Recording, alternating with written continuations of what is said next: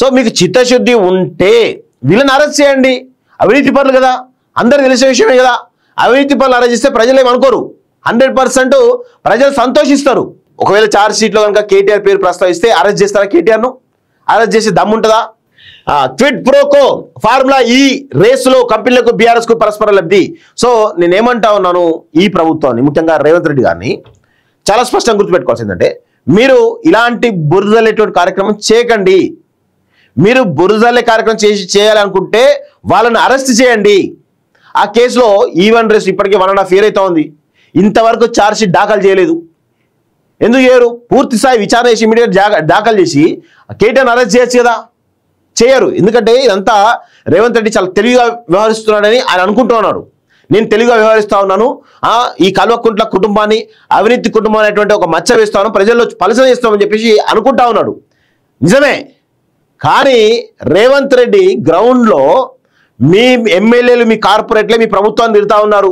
అసలు పాలన సరిగా లేదని చెప్పేసి మీ పార్టీలో ఉన్నటువంటి వ్యక్తులు తిడతా ఉన్నారు. యూరియా కోసం ప్రజలు ఇబ్బందులు పడుతూ ఉంటే కనీస చర్యలు కూడా లేకపోలేదు.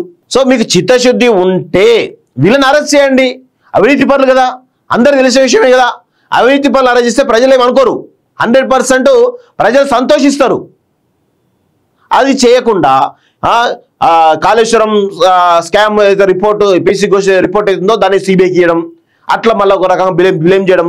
ఈ రే స్కామ్లో అసలు ఎంత దారుణంగా అంటే పురోగతి లేదు ఆ కేసులో.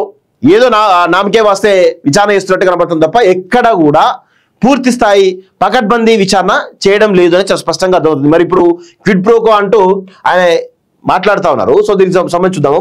ఫార్ములా ఈ రేస్లో కంపెనీలకు బీఆర్ఎస్ కు పరస్పర లబ్ధి అందరికీ తెలిసే విషయమే. ఇవి హెచ్ఎండిఏ 45 కోట్లు చెల్లించగానే బీఆర్ఎస్ కు 44 కోట్ల విరాళం. అనుభవం లేని కంపెనీకి అందుకే అవకాశం. 2వ దశ జరగకుండానే మళ్లీ చెల్లింపులు. కేటీఆర్ పై ఛార్జ్షీట్ కు అనుమతించండి.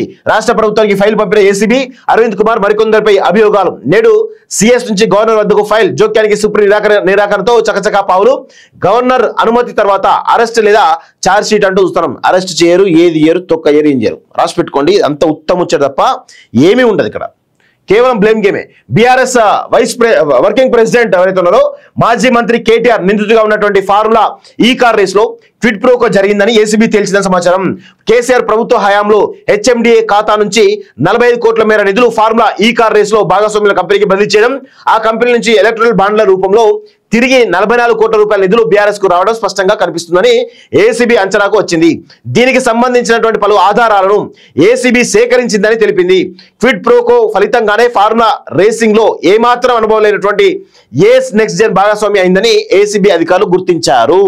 ఇది ఇప్పుడు గుర్తించారా? 1.5 year క్రితమే గుర్తించరు. ఇప్పుడు దాన్ని గవర్నర్ కు ఫైల్ పంపి సిఎస్ కు ఫైల్ పంపారు అని చెప్పేసి అంటా ఉన్నారు. సో ఆయన పేరు యాడ్ చేయడానికి గవర్నర్ అనుమతి తీసుకుంటా ఉన్నారు. సో చూద్దాం, నిజంగా వీళ్ళు ఒకవేళ ఛార్జ్ షీట్ లో కనుక కేటీఆర్ పేరు ప్రస్తావిస్తే అరెస్ట్ చేస్తారా? కేటీఆర్ను అరెస్ట్ చేసి దమ్ముంటుందా? నాకు డౌటే. మంత్రివర్గం ఆమోదం లేకుండానే నాటి మంత్రి కేటీఆర్ ఈ నిధులను బదిలీ చేశారని, అది కూడా ఎన్నికల కోడ్ అమల్లో ఉండగా చేయడం నిబంధనలకు ఉల్లంఘించడమేనని అధికారులు అభిప్రాయానికి వచ్చారు. అందరికీ తెలిసిన విషయమే.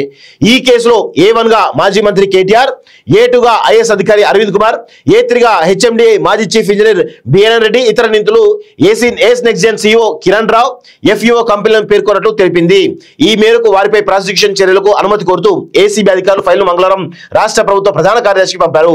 ఈ కేసులో మరింత ముందుకెళ్లేందుకు నిందితులపై చర్యలు తీసుకునేందుకు అనుమతి ఇవ్వాలని కోరారు. దీనిపై విజిలెన్స్ కమిషనర్ అభిప్రాయం కూడా ప్రభుత్వం ఇప్పటికే తీసుకున్నట్టు తెలిసింది. GAD అనుమతి కూడా తీసుకున్నాక గవర్నర్ వద్దకు బుధవారం ఈ ఫైల్ పంపించినారు. ఫార్ములా ఈ కార్ రేస్ లో ఏసీబీ విచారణకు ప్రభుత్వం ఆదేశించినప్పుడు కూడా గవర్నర్ నుంచి అనుమతి తీసుకోగా, ఇప్పుడు విచారణ ముగిసి నివేదిక సిద్ధమైన తరుణంలో తదుపరి చర్యలు తీసుకునేందుకు కూడా అనుమతి ఇవ్వాలని కోరుతున్నారు. సో ఇప్పుడు గవర్నర్ ఈ ఫైల్ కి సంబంధించిన దానిలో కేటీఆర్ పైన ఛార్జ్ షీట్ లో ఆయన పేరు ప్రస్తావించి ఆయన పైన చర్యలు తీసుకునేందుకు గవర్నర్ అనుమతిస్తాడా అనేది కూడా బలంగా ఉంది. అంటే ఇటు కాళేశ్వరం స్కామ్ విషయంలో కేంద్రం కోర్టులో వేసిండు, ఇప్పుడు ఈవెన్ రేస్ స్కామ్ విషయంలో గవర్నర్ దగ్గర పంపిండు. ఇవన్నీ కూడా కేంద్ర పరిధిలో ఉంటాయి కాబట్టి వీళ్ళు పర్మిషన్ ఇస్తారా ఇయ్యరా అనేది ఇరకాటంలో పెడుతున్నట్టుగా చాలా స్పష్టంగా అర్థమవుతోంది. క్విడ్ ప్రోకో చేసింది వాస్తవం, దానికి ఎన్నికల కోడ్ ఉన్నప్పుడు ట్రాన్స్ఫర్ చేయడం వాస్తవం, అనేక రకాల అవకతవకలు జరిగినాయని చెప్పి వాస్తవం. మరి వీటిలో ఇంత అవకతవకలు జరిగినప్పుడు ఇమీడియట్గా చర్యలు తీసుకోవడంలో ఇంత తాత్సారం ఎందుకు జరుగుతూ ఉంది? రేవంత్ రెడ్డి గారు చెప్పాలి, సమాధానం చెప్పాలి ప్రజలకి. ఇంత తాత్సారం జరగడం ఏంది? మళ్ళీ తీసుకుపోయి గవర్నర్ దగ్గర ఇస్తారు. సరే నిబంధనల ప్రకారం వేయచ్చేమో, కానీ గవర్నర్ ఇస్తాడా పర్మిషన్? నాకు డౌటే. ఎందుకంటే కేంద్రం పర్మిషన్ ఇవ్వాలా, అప్పుడు ఆయన ఇస్తాడు, అప్పుడు నాకు ఇయ్యరు. వీళ్ళు మరి బీఆర్ఎస్ బీజేపీ ఒకటే ఒక ప్రచారం కూడా బలంగా జరుగుతూ ఉంది. అందులో భాగంగా ఏమైనా కుమ్మక్క అవుతారా అని కూడా చూడాల్సిన అవసరం అయితే ఉంది.